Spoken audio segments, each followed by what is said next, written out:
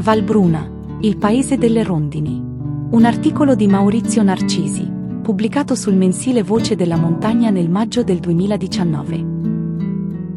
L'inverno ha raccolto ormai le sue cose, riposto i mesi come bagaglio. Già l'aria ha un respiro diverso il primo giorno di primavera. Ride su di me la primavera, tornano le rondini, si sa.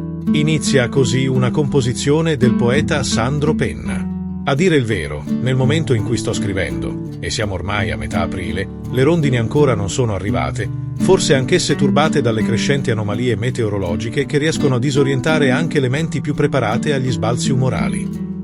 Le rondini e la primavera, le rondini e Valbruna.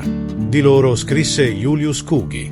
Se Valbruna non si chiamasse così, io proporrei il nome di Schwalbendorf, il paese delle rondini. Tante ce ne sono nel villaggio. Il loro quartier generale è all'ingresso settentrionale del paese, dove si trovano la casa di Oizinger e la trattoria Gellman. Quando il tempo è piovoso stanno raccolte in lunghe teorie sui fili del telegrafo e del telefono, in attesa di un tiepido raggio di sole e di poter riprendere i loro voli.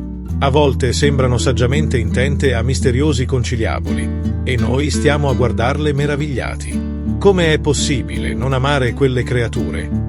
Nelle stalle dove fanno il nido, piene di fiducia, esse costituiscono una presenza amica e grata. Valbruna, il paese delle rondini, attende le abili e spericolate danzatrici nel vento.